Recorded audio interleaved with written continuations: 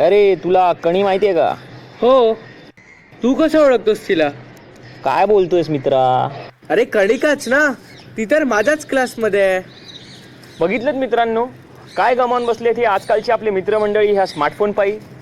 कणी कणी मित्रा कणी ही बघ. मी जेव्हा सिनियर के जीमध्ये होतो ना, तेव्हा मला बाबांनी बांधायला शिकवलेली.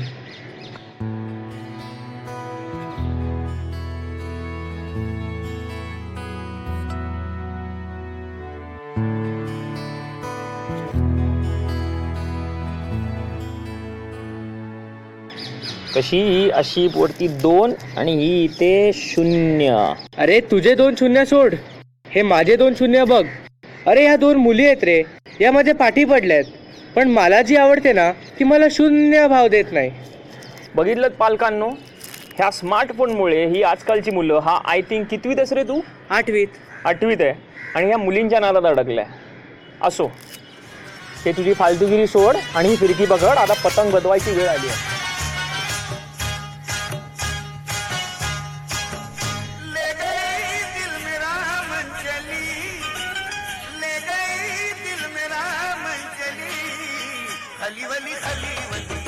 दादा, मला एक गोष्ट सांग.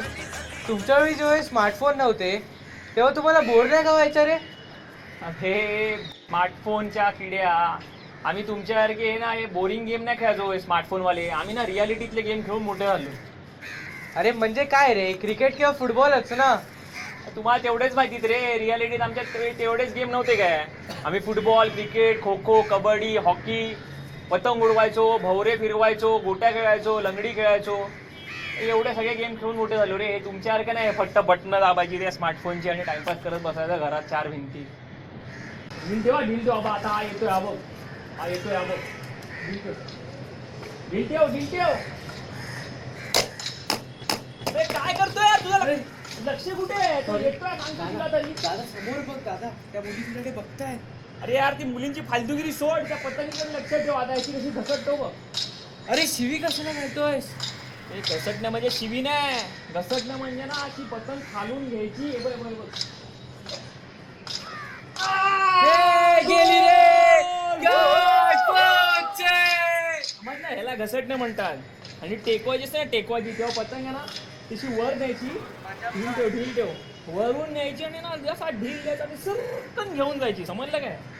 अरे किती रे हा तुमचा त्रास, किती गोष्टी लक्षात ठेवू. हे सगळं कन्फ्युजिंग आहे रे. ह्याच्यापेक्षा माझ्या फोन मधले ऍप आणि गेम बरे. अरे तुम्हाला काय कळणार रे, ह्या मांजांनी कापलेल्या बोटांचं सुख आणि दुःख. चला, रात्रीच्या जेवणाच्या ताटातला भात कालवताना सुद्धा लक्षात येतात दिवसाला किती कापल्या ते. माहितीये?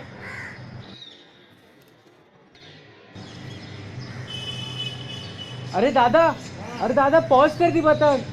हे मूर्खा, तुझा स्मार्टफोनचा गेम आहे का पॉज का? अरे खाली गुद्दा झालाय. अबे तो फोन फेकून दे ना, फोन आत टाक.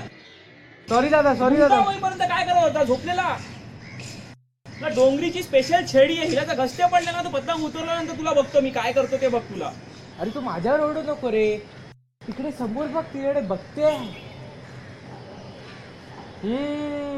बघितलंस ना शेवटी. ढील ठेव, नीट लक्ष ठेव. ढील घे, घे घे घे, ढील घे. बाबा आला आहे. अरे ढील घे, ढील घे. अरे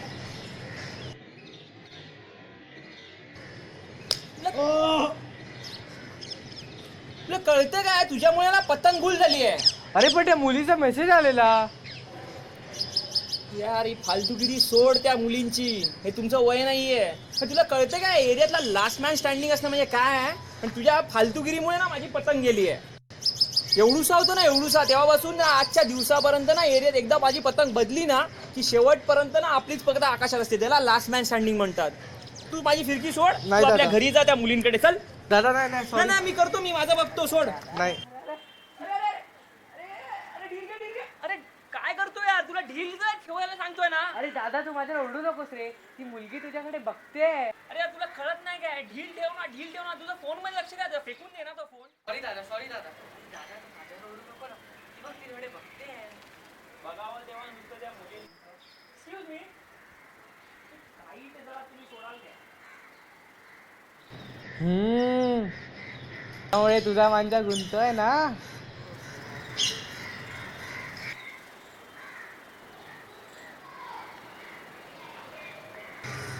आता नीट लक्ष ठेवा, हा शेवटचा उरलाय. हो. ह्याची एकदा कापली ना की आपण एरियातल्या लास्ट मॅन स्टँडिंग. कळलं ना? हा.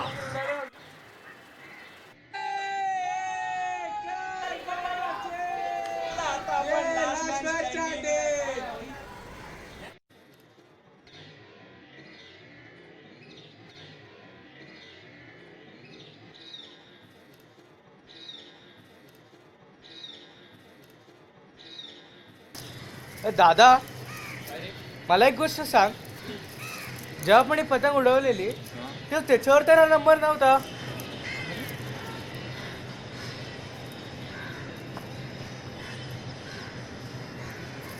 बघितलंस मित्रा, जे तुझ्या स्मार्टफोननी नाही केलं ना ते माझ्या पतंगीनी एका झटक्यात केलं. म्हणून सांगतो, रियालिटीतले गेम खेळा. फायदे आहेत रियालिटीतल्या गेमचे. उद्या ये ह्याच वेळेला परत उडवू आणि खूप कापू.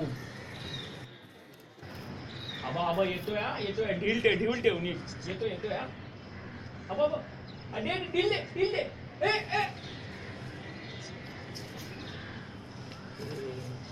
ओके चालतं. रोज काय आपण कापायची, कधी कधी दुसऱ्यांना चान्स द्यायला पाहिजे ना. दे. ओके, काय नाही काय टेन्शन नाही.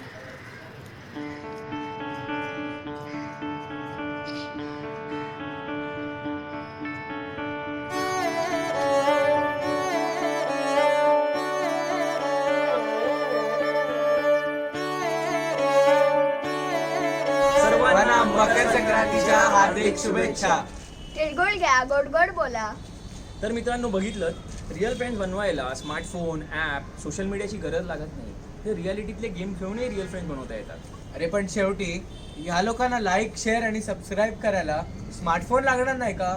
मग आतापुरतं ज्यांच्याकडे स्मार्टफोन्स आहेत त्यांनी लाईक करा, कमेंट करा आणि शेअर करा. आणि हो, मुख्य म्हणजे जर तुम्हाला आमच्या रियालिटीतल्या पतंगीची फिल्माट लव्ह स्टोरी आवडली असेल तर चॅनलला सबस्क्राईब करायला विसरू नका. कारण यापुढे आम्ही घेऊन येत आहोत अशाच अनेक रिअल आणि फिल्माट लव्ह स्टोरीज, थ्रिलर स्टोरीज आणि अनेक स्टोरीज और पेश कर रहे हैं. मी नाही उडवणारी पतंग बॉस.